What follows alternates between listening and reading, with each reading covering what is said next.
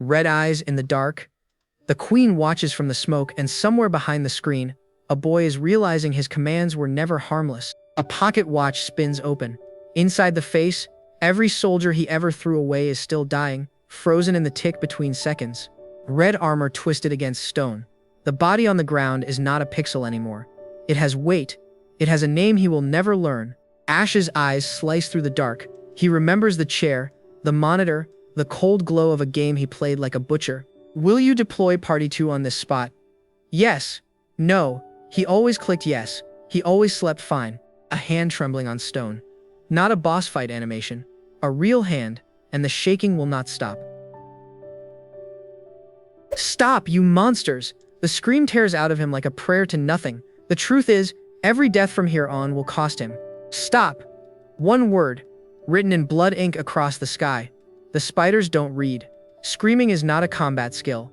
Teeth bared, eyes wet. He's not a tyrant right now. He's a kid watching the people he sent forward get eaten. Golden light pours around him. Someone's casting. Someone's moving. The board refuses to let him collapse. Lucas's blade flashes in the dust. Blonde hair, blood-stained armor, voice already halfway to a scream. A giant spider skitters from the haze. Not a boss, not the queen, just another monster strolling up to the menu. A gauntleted finger stabs at the smoke. That's right, he says. That one. Kill that one before it reaches the wall. Green sparks roar past the queen's carapace. The shockwave alone peels the red off every armor plate within reach. Heal them before they kill us. That's the whole strategy now. No sermons, no chessboard. Just bullets in a coffin. Demian. Ash roars the priest's name like a battle drum. Can you shoot it? The answer has to be yes. Yes, your highness. Tears on his face, glasses trembling, but the word is yes. That word is a weapon. A red-helmed soldier sprints through the smoke. Your highness, the fourth shot is loaded. But Demian cannot. Creak! The queen's mouth splits the sky. Dust parts around her like she's pushing back a sea. A blue spiral howls down from the cannon. The shot arcs. Every soldier on the wall stops breathing for it. Fire blooms against her skull. It hit the queen's head dead on. This is the part where the raid ends. Smoke coils where a face used to be. Red embers. For 1 second, the soldiers allow themselves to hope. The smoke parts. She's still standing. Wings out, mandibles wide. The goddamn queen is still alive. The cannon smokes between two exhausted soldiers, barrel glowing. Ice mages collapsed in their own steam. A palm stained red offers a report nobody wants. Our attacks don't work. 6 words and they weigh a kingdom. Another shot, the soldier warns, and the cannon itself will explode. Their last weapon is one trigger pull from suicide. Ash's face is wet. It's over now anyways. Let's just give up. The tyrant lets the mask fall for a heartbeat. Sweat streaks down his jaw. This is not a save point. There is no reload. The console he knew is gone forever. Below the wall, red-armored soldiers fold. Swords still raised, voices still screaming. The defense line has collapsed. Demian kneels, hands pressed over his eyes. The shooter who never misses cannot even look at the target. Is there really no hope remaining?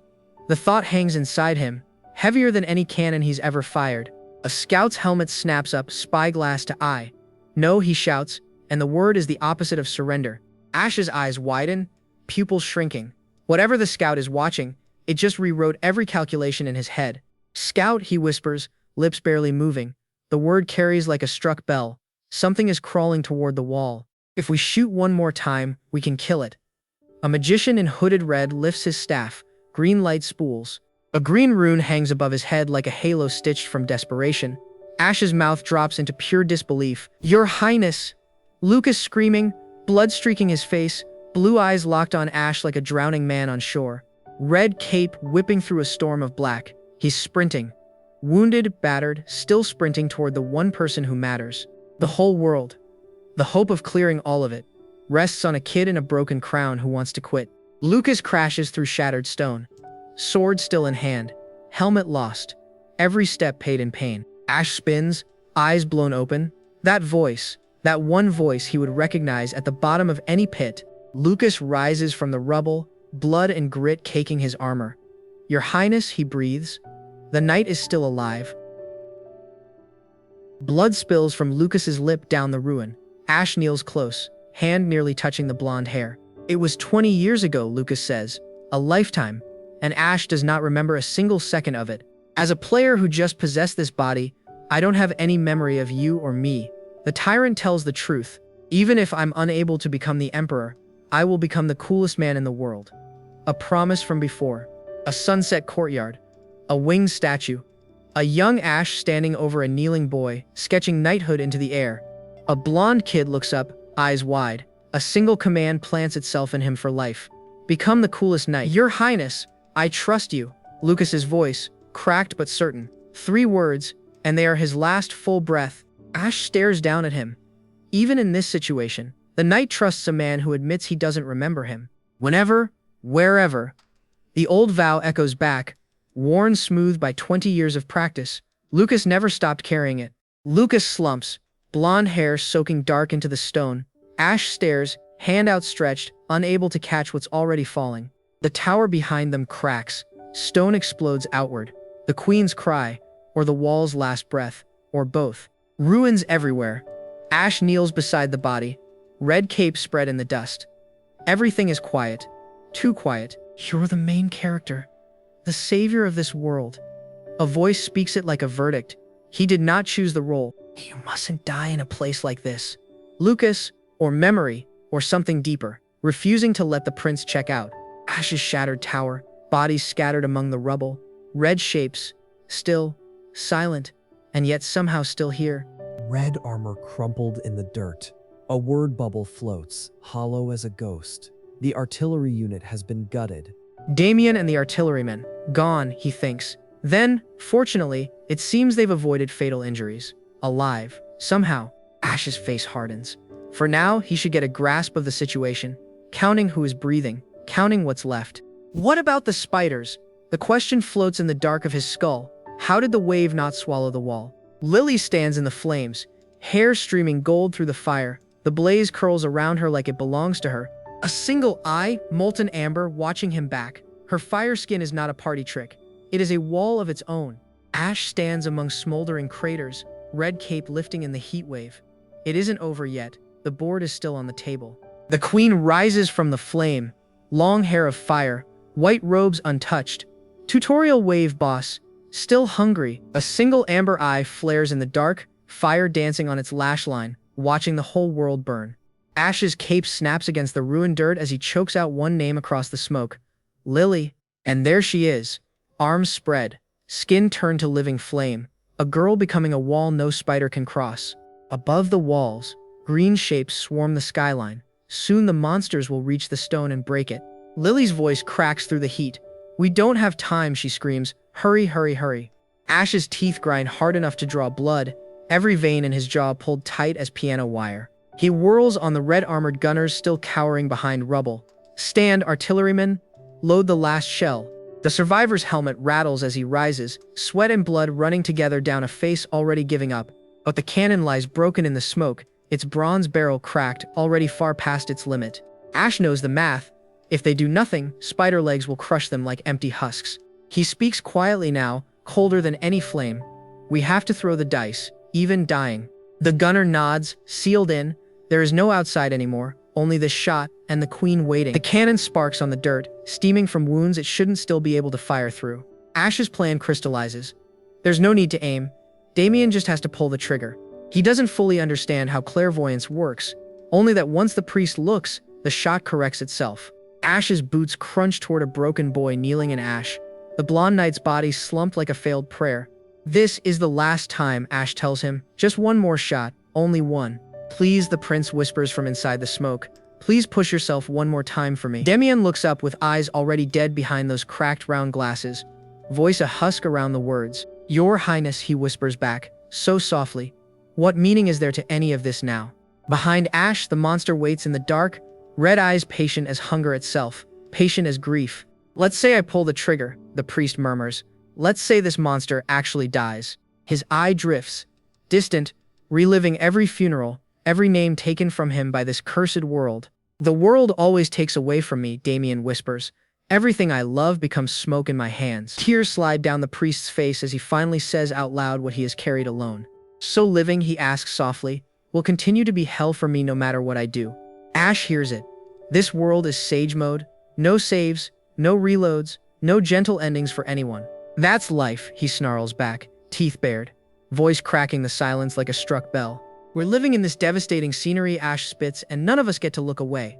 The priest flinches under his grip, pupils shrinking down to terrified pinpoints of dust and tears. No, the priest gasps, his amber eye wide and empty like a coin dropped in dark water. I'm going to fight, Ash vows, back turned to the broken boy, voice carrying across the ruined field. I'm going to struggle and strategize until my last moment, and you will struggle with me. He whips around in a snap of red cape and whistling dust, already offering the blade. Then become my trigger, he hisses low, pressing the hilt into the priest's trembling palm. The only thing you need in order to work, Ash says, is me standing here as your commander. You are my chess piece, Ash shouts, my key, my trigger, that's all you need to be. The words land like hammer blows, and something shifts inside the priest's broken chest, clicking into place. Ash X has unlocked a new skill. The system whispers, passive, the indomitable commander, born from conviction. Gold floods his iris, molten and ancient, a leader's aura burning itself awake inside his eye. He kneels and places one steady hand on Damien's head, warm as absolution, light pouring down. Damien looks up at him like a child hearing a father's voice for the very first time. The last shell clunks into the scorched breech, and the gunner steps back, almost praying. No way to cool down this barrel at this rate, the survivor cries. We're already past every limit. Move, Ash says flatly, then lays both palms against bronze still glowing from 3 overclocked shots. It's extremely hot, a gunner gasps. Touching it won't be a burn, it'll be worse than a burn. Ash plants his boots, sights the queen down the smoking tube, and calls the priest to aim. Your Highness, Damien whispers, glasses fogged with sweat and grief. I can't see the target at all. I can't feel my hands anymore, Damien whispers, and blood from the blades seeps through his fingers. It's okay, Damien. Ash breathes, gold still burning in his one visible eye, a prince vowing. Behind the loading crew, the rocks heave, something huge rising, shadow pouring up from cracked stone.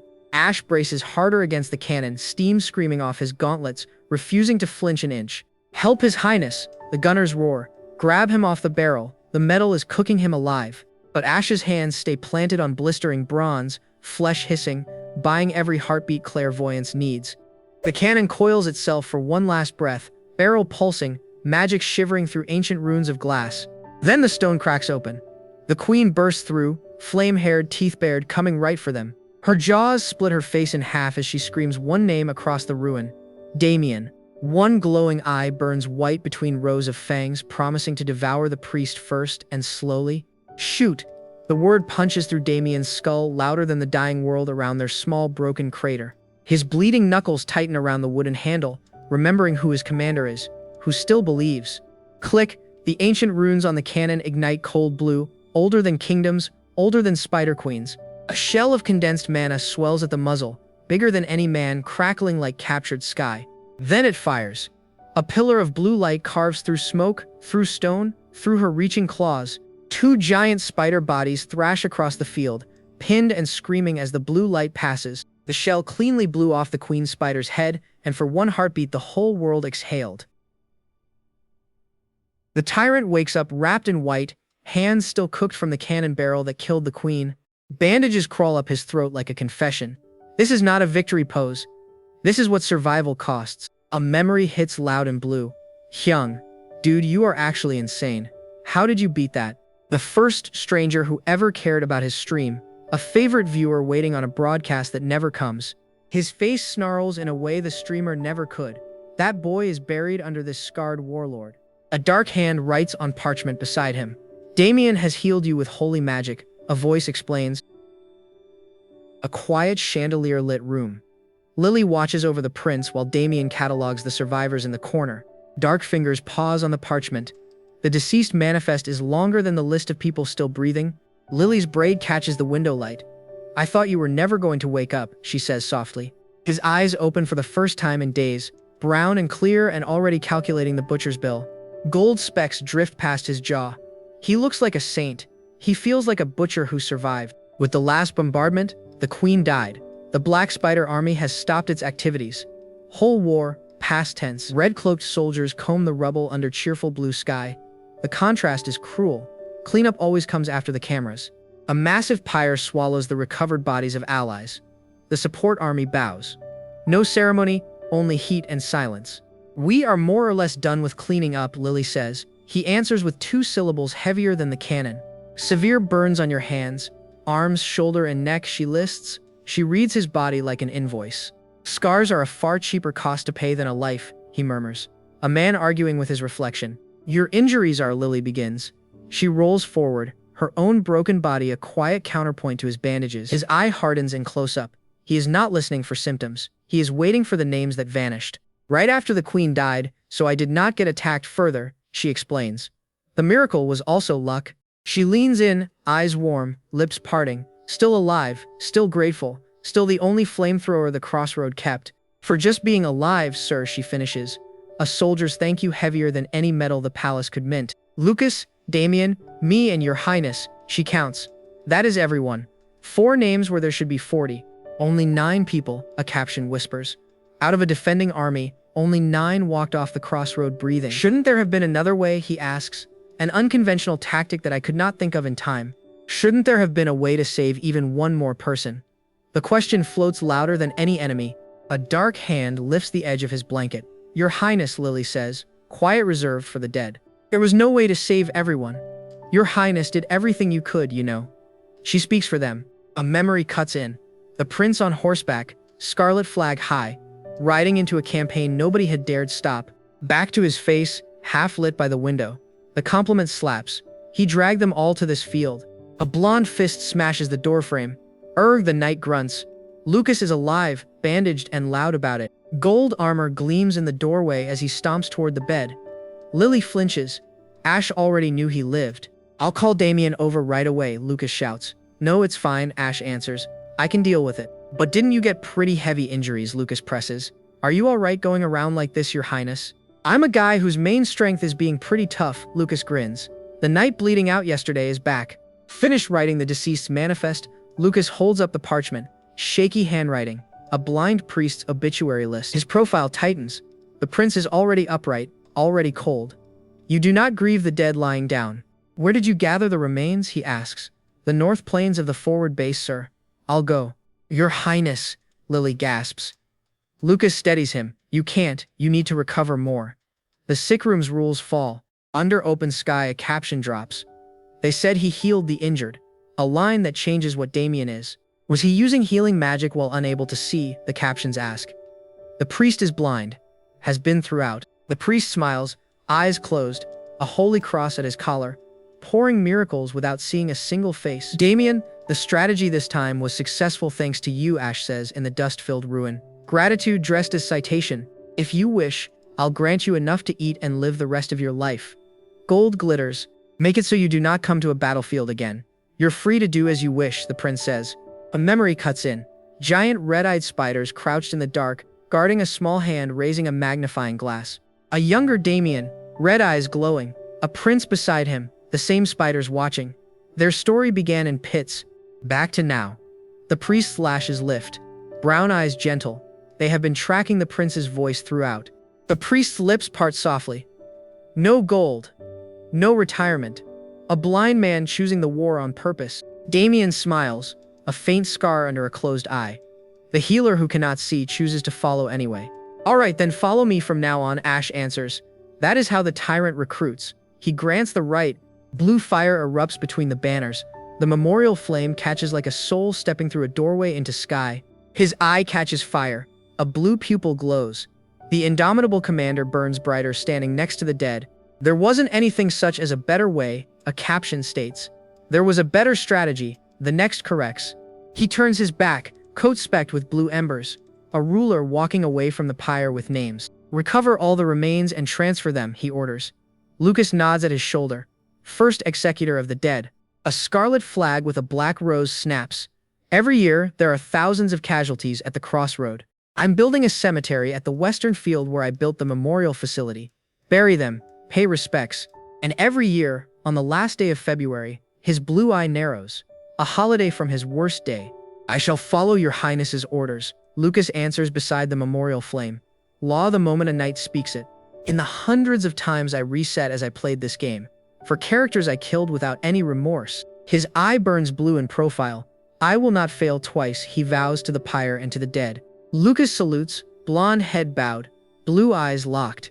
The indomitable commander has its first follower this afternoon. The scarlet banner with its black rose and sword unfurls. The prince's house finally has a color besides blood. A notice flashes over the dust. Stage 0 clear. Clear rewards granted. Please check your inventory. Tutorial over. A locked pendant glows red at the throat of a man nobody is brave enough to interrupt, thudding twice in the dark. Ash throws his head back and roars that he is so bored he could die, and honestly the couch agrees with him. He slouches, yawning, asking the silence if the world has become a food delivery service because every answer tastes the same. Then a blue panel lights up in front of him announcing occupation selection is available, and boredom suddenly stops being an option, because in this game, everyone picks their class at level 5, and every wrong choice becomes a family story at funerals. His stat sheet blooms into view. Ash X level 5, nicknamed Maniac Prince, still stamped a humble beginner. Beginner Commander lights up inside the rotating interface, stamped with a tiny label that says Achievement Prize for Hellsage Mode. Ash squints at the masked pixel soldier, muttering that this class is one of the hidden ones, the kind that ruins forum lives. His blue eyes narrow in extreme close-up, weighing every consequence the game masters never bothered to document for mortals. He remembers the skill he already unlocked in the siege, the glow called the Indomitable Commander burning in his memory. Going insanity magic was the veteran meta, but that tree does not blossom until way later in the campaign, useless now. And picking blind on a class with zero information is how Hellsage players end up buried before the second patch notes drop. A slow smirk creeps across his face because he already knows which button to press when the map gives him a second chance. Finally, he explodes through the carriage door, cape flaring, free from 8 chapters of recovery and royal small talk. The sky above him is wide and pale, and a broken golden blade juts into the clouds like a warning nobody ever translated. Cannons line the walls of a weary stronghold, barrels blackened by sieges that happened long before any prince arrived. Above the gate, the banner reads Crossroad, the fortress planted at the southern edge of the known world for a reason. Carriages and red-cloaked riders roll beneath its archway as if they know the price of admission and paid it anyway. The map shows troops peeling away from Crossroad as monsters thinned out, a slow red arrow redirecting the kingdom's attention elsewhere. What was left behind was the human leftovers, old soldiers counting down to retirement and rookies who had nowhere better to die. Behind closed doors, the generals admitted the truth. They only wanted a meat shield to bleed first when the next wave hit. A single brown eye fills the view as Ash reads the patch notes aloud, the fortress warping into an irregular city around him. At some point, the locals stopped calling Crossroad a fortress because a fortress implies someone is defending something valuable. A title card sweeps across the clouds and rebrands the place as Monster Battlefront Fortress City, though the meaning has rotted. The panoramic sweep shows row after row of gravestones lined like market stalls, a black butterfly hovering above them. Ash mutters that the place feels bigger and meaner than the game screen ever showed, every wall breathing like it holds a grudge. Ice drips down the stone facade, and cracks lace the masonry. This city has been limping on for decades without a healer. He tilts his head, asking with a bored thought, anyway, is this really the city I will be in charge of now? From above, the streets look like a crooked chessboard laid over graves, pedestrians drifting between stalls and tombstones. He stares out the window, tasting the mood, a kind of gold light that hides how dead the air really is. A crowd glares toward him. Blonde man scowling, hooded figure glowering, even the chubby baker looking like he bit a coin. Ash reads the hostility on their faces, a thin drop of sweat sliding down his cheek, trust meter sitting at rock bottom 0. Of course they despise him. Their newly appointed lord just got their militia killed at the siege and barely limped home alive. But then a wagon rolls past and someone shouts, "Hey, look," and everyone spots the cargo glittering like a pink house fire. Pink crystals heap inside the cart, faceted and glowing, magic gems of the highest grades stacked like firewood in a rich man's hearth. Ash calculates the rough value and whistles internally. These stones would make the royal treasury cry and the mayor faint. He scans the gathered residents, father figure, stern mother, small girl clutching a skirt, and tags each one with a strategy. A retro game overlay pops up showing 2 villagers with max hearts blinking above them, the meta he intends to speedrun. Gold coins begin to fall like rain, each one clinking against the street with a sound that travels faster than any sermon. Soon an entire mountain of gold glitters in the plaza, shimmering hard enough to rewrite what the townspeople think of him. Red pixel hearts flicker over every citizen in the square as the bored prince grins that he will simply buy their hearts outright. Meanwhile, outside the city, sunset paints the sky orange and a quiet bush trembles, the scene shifting away from his grand bribe. A massive wooden carriage wheel sags crooked in the light, one spoke bent, reminding us someone on this trip actually did labor. A gloved hand drives a golden peg back into place with a clean hammer blow, the cart's axle snapping tight under the strike. Ash steps up in polished shoes and praises him with a lazy, "Yeah, good work, Luca," like signing a bonus check. Finally, they roll through the gates of Crossroad Lord's Manor, a stone estate bigger than most noble houses back in the capital.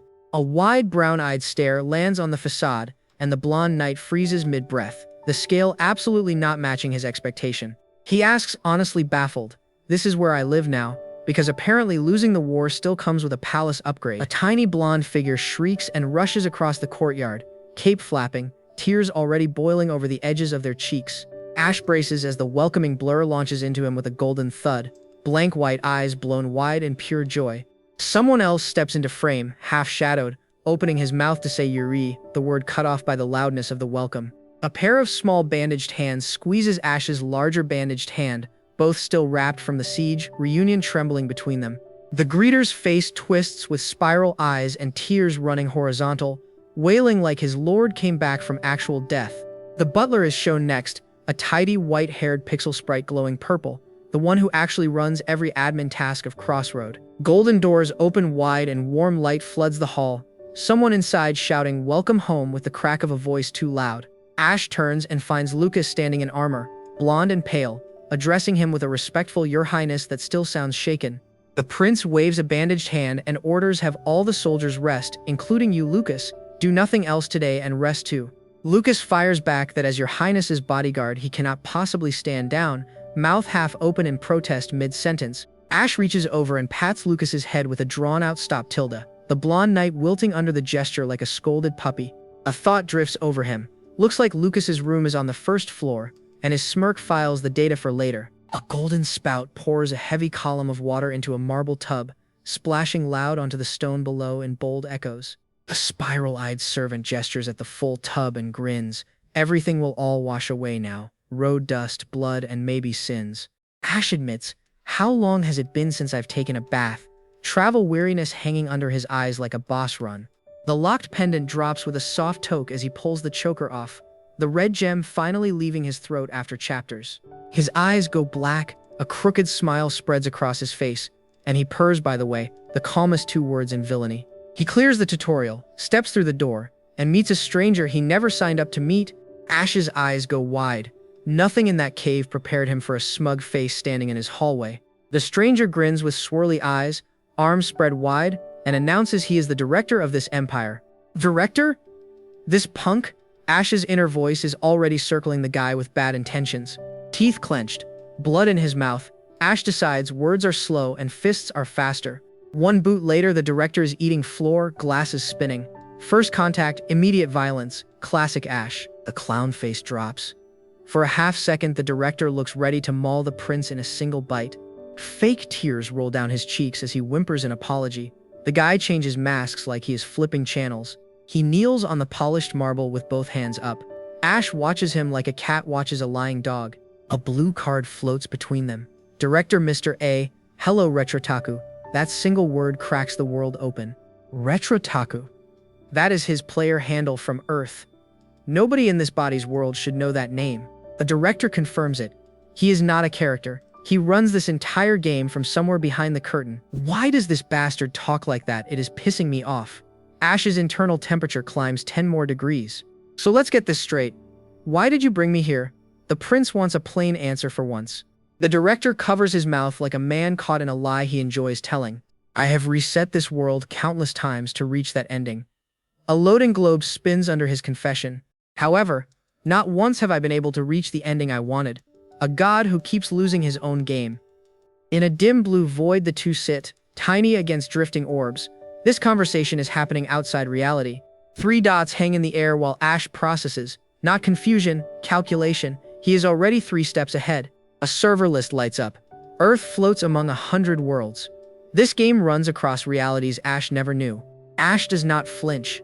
Multiverse, resets, directors. He shelves the shock and keeps asking, Retrotaku, you weren't able to reach the true ending, but you did something nobody else ever could. Hellsage. A red splash of armored demons erupts across the page. Only Retrotaku cleared that mode. Is that the reason? Ash's mind locks onto the logic. He was picked because he is the best player alive. Bring me here, my ass. Ash's whole face turns into a fist. The tutorial was the friendly part. Not to mention, you put me in this guy's body. In a world that wanted him dead on day one. There must have been a bug. The god of this game sweats and shrugs. I wasn't expecting that either. This is about the prize Reiku will receive. An open hand stretches between them like a pitch. What in the Dragon Ball? Ash's reaction is the same as the audience. This really is that kind of story. I am a being akin to a god in this world. How trustworthy, Ash deadpans, radiating zero confidence. A glowing chest labeled congratulations explodes between them. Even his rewards have too many exclamation marks. Anything. Anything. 10 billion won in cash if you want. The director shops his own apology like a car salesman. This bastard, it feels like he is giving me an invalid check. Ash does not trust pixel promises. Somewhere on Earth, a hooded boy hunches over a laptop. A blue message pings. Hyung? Older brother? No. The frame swallows everything into gray. There was one wish he actually needed. One the director could fulfill. The director smiles up at him, eyes white discs. He already knows. Every regret Ash left behind on Earth. Ash turns away under a faded star field. 3 dots, the loudest silence in the chapter. A hospital room, sunlight on empty sheets. The bed is made because nobody is coming back to lie in it. I will make that dream come true. The director's voice lands softer here. No clowning, just an offer. As long as it's still in your heart, that dream has not failed yet. Ash's back stays turned. Ash says nothing, his face in profile, lit from behind, already doing math no director will hear. That's why I had to find a substitute like you. A pendant glints at Ash's throat. He is someone's second choice. A moonlit palace rises behind Ash's question. If I die here, what happens? He has to know the stakes. That's it, you just die. The director beams it out like a prize. Ash's teeth grind through the word hell. Life is a one-coin game. There's no save, no load. A finger on his lips like it is a cute secret. Death was never reversible. The bloody words float over a broken body. Ash already knew this. Now it is law. If you want to return to Earth. The director lays the escape hatch on the table between them. I could send you back right now. What, really? Ash's heart does a small traitor flip he will not admit. My original plan was to bring you here and ask, but then there was an obstacle. His smile tightens. Please choose. Ash's stone face holds the center of the frame. The Empire hangs on the next word. This is purely your decision. The director steps back, palms up. Free will gift wrapped in silence. Normally, I would have gone back, but 2 things stop me. 1 wish, 1 lifetime of Hellsage experience. Really?